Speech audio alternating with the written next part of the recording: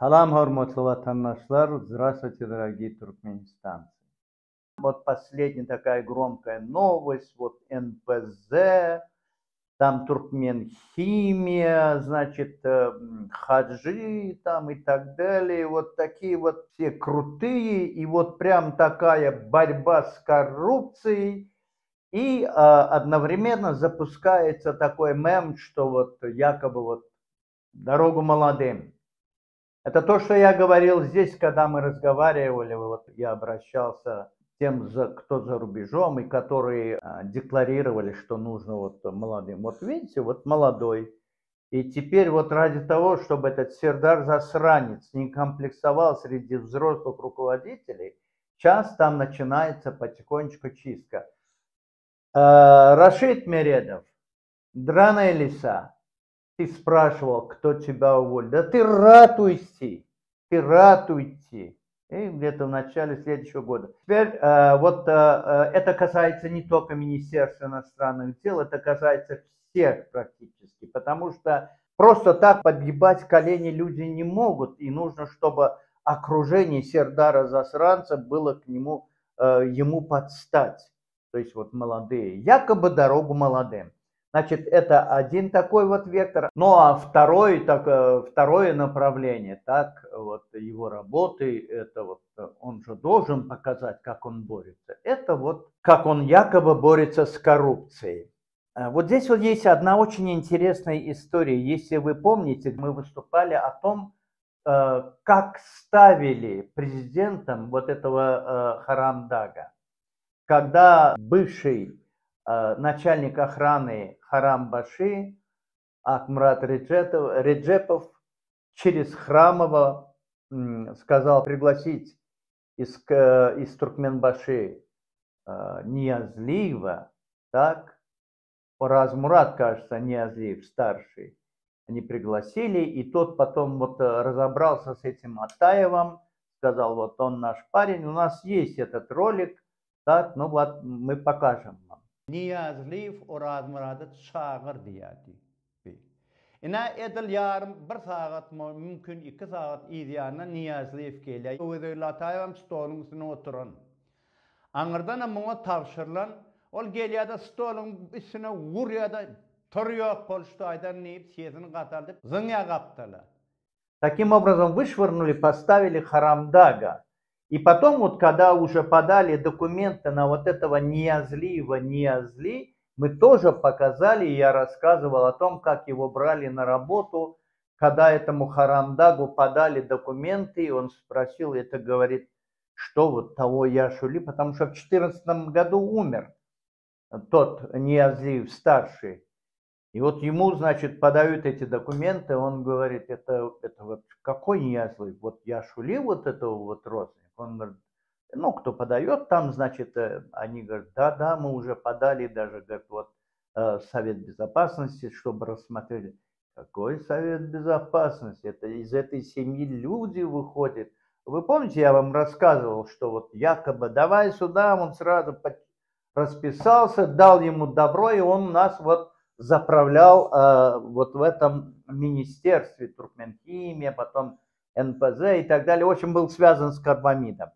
Но фактически этого, вы знаете, вот очень интересные истории рассказывали, когда были ссылки вот в Сибирь, сажали в тюрьмы, и когда задумывали побег, то они, значит, вот откармливали одного еще, говорили, что вот ты хочешь бежать, и они его откармливали для того, чтобы когда идти вот через эти леса, когда уже нужно будет, чтобы убить его, и потом, значит, зажарить его мясо, за счет этого добраться до нужного места. Так вот, точно так же диктатура, она расправляется с этими людьми, которых она берет, я уже раньше говорил, потому что в первую очередь это то, что они, как правило, если эти люди из валютообразующих отраслей, они являются носителями информации. И если их долго им дают зарабатывать, вокруг их окружают родственниками. Так вот, например, Хаджи Хаджик, он же был так сказать, вот монопольным владельцем Карбамида, распределял его и так далее. То же самое было, значит, и уже в Кабмине сидел человек, это вот брат зятя Харамдага, вот там в Англии, который вот там с велосипедистом спорил, вот это Бердатабаевича сын. Вот его брат, он сейчас в Кабмине заправляет вот этой вот отраслью. Он курирует, с одной стороны, он поставил, еще есть такой, значит, на Туркменбашинском нефтеперерабатывающем Давран Чийшиев, тоже есть такой человек. Но вот эти вот люди по факту ареста Ниязлиева, так, их никого трогать не будут, потому что если брать этого Даврана, то тут завязан и, значит, этот самый Батыр, который вот в Кабмине там сидит. То есть вот эта вот семья окружает эту отрасль, и там зарабатываются огромные деньги. Теперь пришло время, когда якобы идет смена, ротация кадров, дорогу молодым и так далее, а на самом деле вот таких вот людей, их нельзя много держать, потому что он будет уже самостоятельной единицей, и в дальнейшем он представляет опасность только тем, что обладатель огромной информации по коррупционным схемам. Ну вот да, сообщил, что вот там, значит, вот взяли Ниязлиева там и так далее, он хотел. Нет, вот это вот по отчету там вот за 9 месяцев, что ли, 2 или 3 месяца он был, да, он как устранен. Но когда его уже забирали, расследовали там и так далее, у него забрали, у него на Гаже был коттедж, он его отдал. Потом было 2 элитки, это у него конфисковали. И кроме того, когда его забирали, никому он звонить не успел. Это немножко неточная информация. Ему четко, они умеют разговаривать, если надо. Кто ему позволит звонить, говорить, когда он там еще что-то. Поэтому и Хаджи-то там туда никогда не сунется.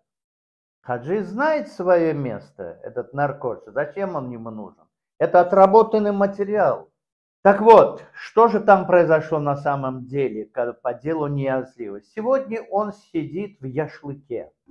Занималась расследованием прокуратура и МНБ. Ну, сбоку в основном занималась прокуратура и вот этот вот отдел по особо важным делам. Вот они занимались им, и, значит, первоначально там вот 150 миллионов написали. Там, конечно, намного больше. Там где-то в пределах миллиарда с лишним. Но если ему написать миллиард, там, 1,2 миллиарда, то там попадает сразу Хаджи, потому что он один не может так взять столько. Всем понятно, что он завязан с семьей. Там и Хаджи, там и этот зять, брат зятя и все остальные. Так, ну и если такая сумма, то сразу попадает и Хаджи, и те, кто с ним работает, то ли Сейдулат, вот они тоже попадают туда. И чтобы исключить это, ему на сегодняшний день за ним числится, значит, вот хищение на сумму 400 миллионов долларов. На такую сумму им идет. Ради этого, да, кстати, вот эти вот кураторы, которые были из этих служб МНБ и так далее, там Сердар или кто там был, ну, они же тоже попадают сразу под подозрение, они тоже сразу отстегнули по 500 000, и, естественно, это прокурору, там и МНБ, вот между ними это все идет.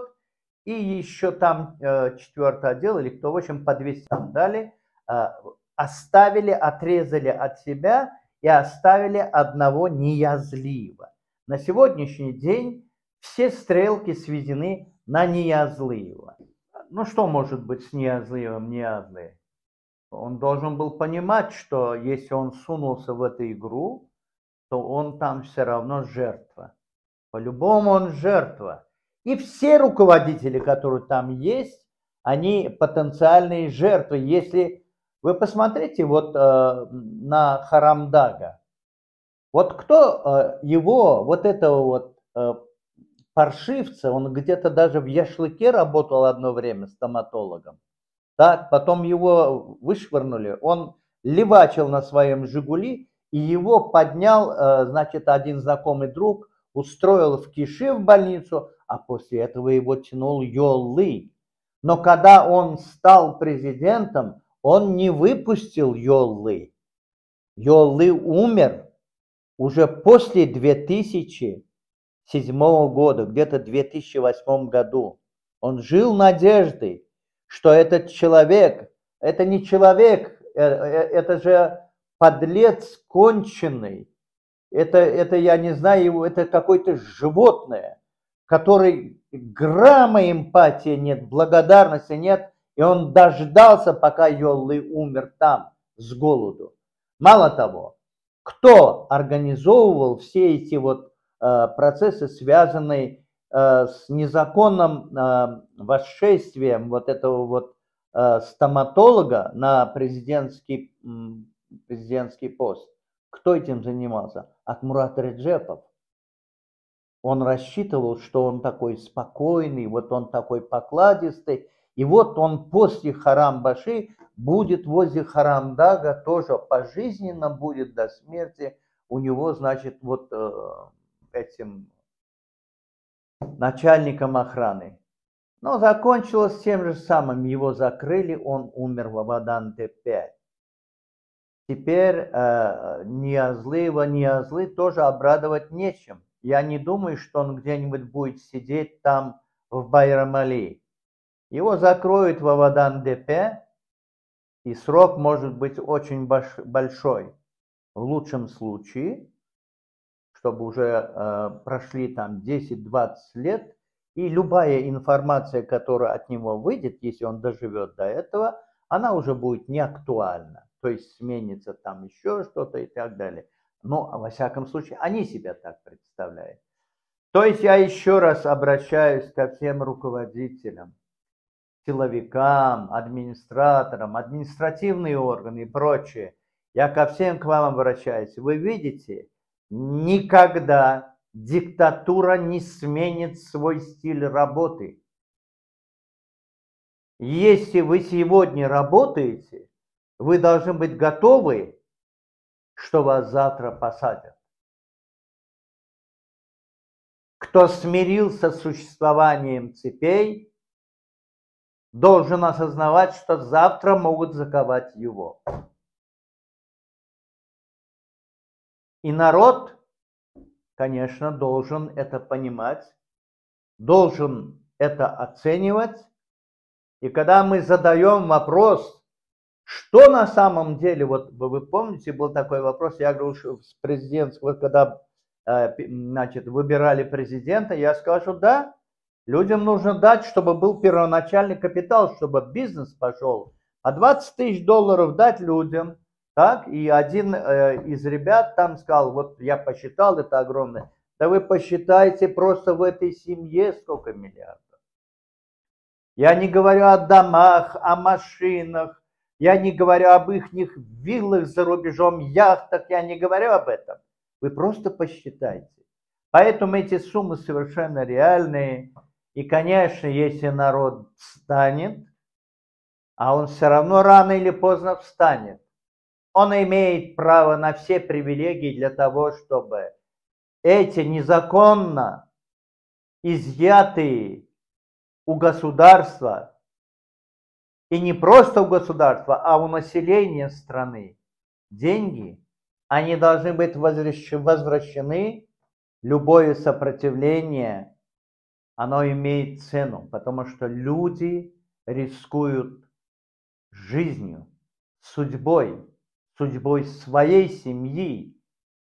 И это, конечно, стоит намного большего. И должна быть награда. И первоначальное то, что когда народ придет, а он, иншаллах, придет, эта награда должна быть. Народ имеет право. Halkın hakkı var.